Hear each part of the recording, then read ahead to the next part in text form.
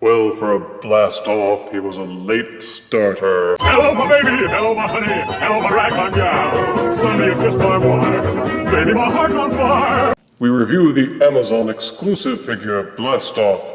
A mistake, nearly 2 years in the correcting. Blast-Off is meant to be one of the components for Combiner Wars Bruticus. In Generation 1, Blast-Off was originally a space shuttle vehicle. For 2016 Combiner Wars, Hasbro took the lazy man's route and simply repainted Aerialbot Skydive with Blast-Off's colors. They didn't even give him a new head sculpt. But later on, Takara Tomy made an actual space shuttle style version that was compatible with the Combiner Wars combiners. And now for Power of the Primes, they have issued the Takara mold for general purchase. This box is superior to typical Deluxe packaging. They gave him an actual box with an opening flap. There's cool Blast-Off for artwork in vehicle mode on the flap, with an artfully misty combiner drawing inside the flap. Hasbro is still carrying on their love affair with Superion and the Aerialbots. Inside it reads, "Courage is stronger when combined," in several languages. In the Combiner Wars, teams of Autobots and Decepticons combine to form giant super robots called Combiners, and battle with the fate of the universe in the balance. The figure is visible inside the box through the plastic sheet, along with all components and accessories, including the exclusive Megatronus figure that comes with this box. Robot mode artwork is on the side panel, and photos of both modes are on the back. The bio reads, "Decepticon Blast-Off is perfectly happy blasting those inferior Autobots from the depths of space, or on the surface of a planet. He combines with his fellow Combaticons to form the mighty Bruticus," which we all knew. Now let's crack this box open and review Blast-Off properly.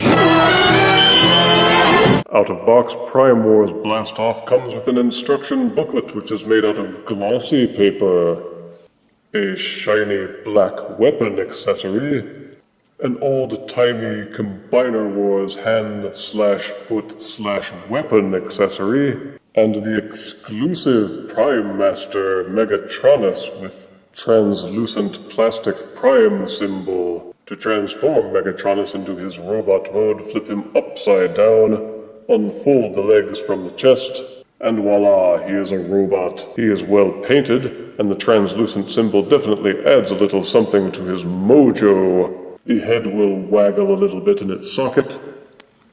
The arms will swivel upwards. The hips will rotate up, and the knees will bend. But the thing is, there's really no place to plug him into on Combiner Wars style Blast-Off, so you must simply use him as an extra Prime Master for the other figures in the Power of the Prime set. And this is Combiner Wars/Prime Wars Blast-Off in his vehicle mode.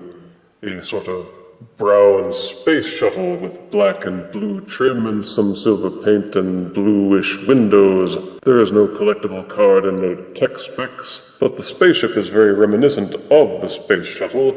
It is the same mold as the Takara Tomy version, which was used for the Unite Warrior sets, both for Bruticus and later for Baldigus as Movor.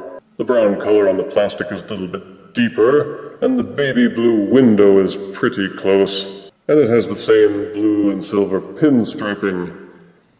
It would have been nice if they'd painted across the window slats, but in other regards, the paint job is, as is often the case with Takara Tomy, very well done. The black plastic in particular has a very shiny gloss to it. The tiny gun accessory is meant to be plugged in underneath the nose cone to fill up some of the empty space there, and also to serve with the little rounded nub as his landing gear. The Combiner Wars weapon accessory is meant to be plugged on top of the ship, but you may also plug either one of the weapons into these holes on the sides of the thrusters. He looks enough like the space shuttle to satisfy most of the purists, but also different enough that he is no longer simply a dinosaur spacecraft from the 70s made by scientists setting their sights on space at an ever-declining scale. The transformation is same as Takara's, intuitive for anyone who has ever transformed any Combiner Wars or Power of the Primes Deluxe figure. The nose cone tucks neatly into the back, and everything feels nice and solid. As a robot, he looks thicker and heavier than Combiner Wars Blastoff, with wider shoulders. The articulation is identical to Movor, all well done and exactly what you would expect from a deluxe figure, with rotating and tilting head, ball-socketed shoulders that splay and rotate, upper arm swivel, bendable elbows, full waist rotation, ball-socketed hips with upper thigh rotation, bendable knees with a lot of kibble. The feet don't tilt forwards and backwards, but they do tilt a little bit in and out, so that you can support some decent poses and stances. The colors are maintained, except he now sports a gaudy purple chest with beepity-boppity lights all over it. It is all painted on without weak labels, and looks very neat and clean. And of course, he has the proper face sculpt with face plate and no goofy robot lips. He can hold the weapon accessories in either one of the hand peg holes, depending on how you would like to equip him. I was never sure exactly what these peg holes on the chest are meant to support. It seems as if he is able to support prime armor, except that the prime armor only has one peg in which to plug it. I guess it serves as a way to store his weapons when he's not actually using them. He can carry them around on front of his chest, and to be an embarrassment to the rest of the team. Blastoff transforms well into either a leg or an arm module and fits well, and looks good on Bruticus. Good on ya, baby. And those who collect him to pad out their Bruticus will not be disappointed. One benefit to note by using the new Combiner Wars version of Blastoff is that you are able to hold these Shockwave Legends pistols more easily. With the usual hand-foot accessory, the square peg won't fit in with it properly. With the Perfect Effect hands, they are simply not designed to hold the gun. However, with Combiner Wars Blastoff, they have this hole on the side of the wing, and these square indentations at the base of that hole. Just push the gun in until you feel it catch, and it will hold much better than it does with the other figures.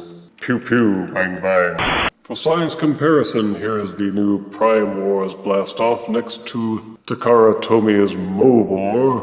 Here is the new Prime Wars Deluxe Blastoff next to the original Combiner Wars Blastoff, which was a repaint of an aerial bot. Here is Prime Wars Blastoff next to Unite Warriors Baldigus. And here is Prime Wars Deluxe Blastoff next to a 3.5-inch floppy disk. Remember these? There is a noteworthy difference between the Takara Tomy version and the newer Combiner Wars Hasbro version. The Takara version is backwards with the waist rotation. The waist is rotated so that the backpack is actually his chest, and they put the arms on backwards so that this little nub that protrudes out from the back faces the opposite direction. You can see now by looking at the Takara version that the hands are backwards, and that perhaps it was meant to have the chest forwards, as with the Combiner Wars version. It's a simple enough change if you want to engineer it. All you have to do is pop the arms out of their ball sockets and swap them, and then rotate the figure either forwards or backwards so that the nose cone is either on the back or on the front, depending on what you like. It does also affect how you transform the Gestalt arm. When transforming to a Gestalt arm, you fold the arms and tuck these two tabs together. It works in this configuration, but with the newer Hasbro version, this nub sticking out of the back means that you can't push the arm together all the way. You must either rotate it this direction when transforming into an arm, or keep it rotated this direction and live with the fact that it won't peg in. If you liked Combiner Wars Bruticus, but were disappointed that they didn't have a Generation 1 accurate Blastoff, then now is your chance to correct this oversight. The new Combiner Wars Blastoff brings all of the Takara Tomi's quality to your collection without having to pay their full price. Positives are Generation 1 accuracy, vivid paint and colors, no robot lips, and extra accessories like the exclusive Megatronus. Negatives are the lame Combiner Wars style hand-foot accessory, some looseness on the joints that can be fixed with furniture polish, a hollow feeling to the legs, and this means that the original Combiner Wars Blastoff will now be orphaned out of Bruticus in favor of the newer, shinier version. But don't worry, he can still pad out the extra Voyager sets like Galvatronus or King Starscream. The good outweighs the bad, and I give Prime Wars Blastoff 8 out of 10 deaths. Now can he fit Devastator inside him like Astro Train could? If you refuse me, honey, you lose me. Then you'll be left alone, oh baby, tell them all, and tell me I'm your own.